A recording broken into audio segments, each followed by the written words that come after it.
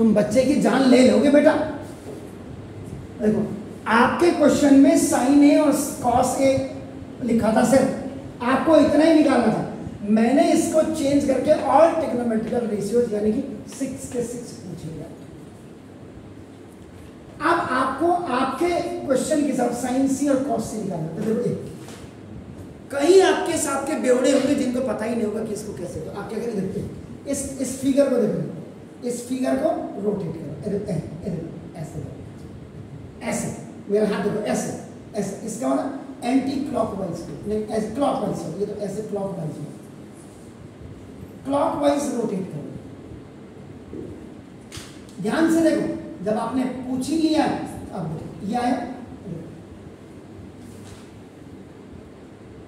ये ऐसे है, देखो ए ऊपर चला गया, बी अपनी जगह में, देखो सी यहाँ गया, ए भी कितना था, देखो 24। अब इसके लिए देखो ये परपेंडिकुलर बन गया, बी सी यहाँ परपेंडिकुलर था, अब देखो अपना इसके लिए बेस बन गया।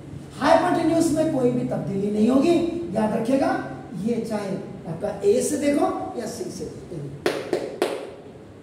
यहां पे भी आप इसको थीटा लिख सकते हैं, लेकिन इसने सी पूछा है, अगर वो खाली कहता ऑल ट्रिग्नोमेट्रिकल रेशियोज जैसा मैंने लिखा है, वहां आप ए लिखो या सी लिखो या साइन थीटा लिखो, आपका मर्जी। हाँ ये होगा, थीटा थीटा अगर लिखोगे तो एक ही बार निकल पाओगे, साइन ए साइन सी निकालने से 2 बार आपको। अब आपका देखो फिर फॉर्मूला आपने देखो, साइन सी इज आपका क्या होगा, परपेंडिकुलर ऊपर है हाइपोटेन्यूज, अब परपेंडिकुलर आपका क्या, बी ए ओवर हाइपोटेन्यूज आपका देखो ए सी, बी ए आपका क्या होगा 24/24, यानी कि जो साइन सी की वैल्यू है ये कॉस ए की वैल्यू होगी, देख लो ऊपर ना। इसके बाद कॉस सी अगर आपने निकाला तो कॉस सी आपका क्या, बेस ओवर हाइपोटेन्यूज, बेस क्या है BC अपॉन AC, BC 7/20।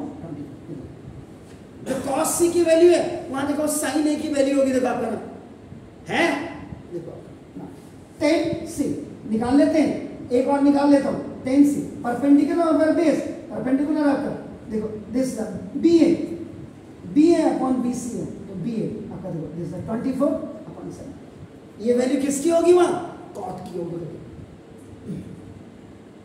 देख लीजिए। Is it clear?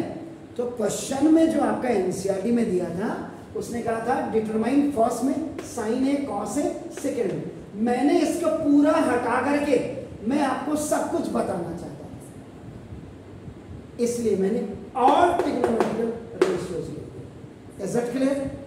कोई दिक्कत है सर? प्रैक्टिस करो सर। बिल्कुल नहीं,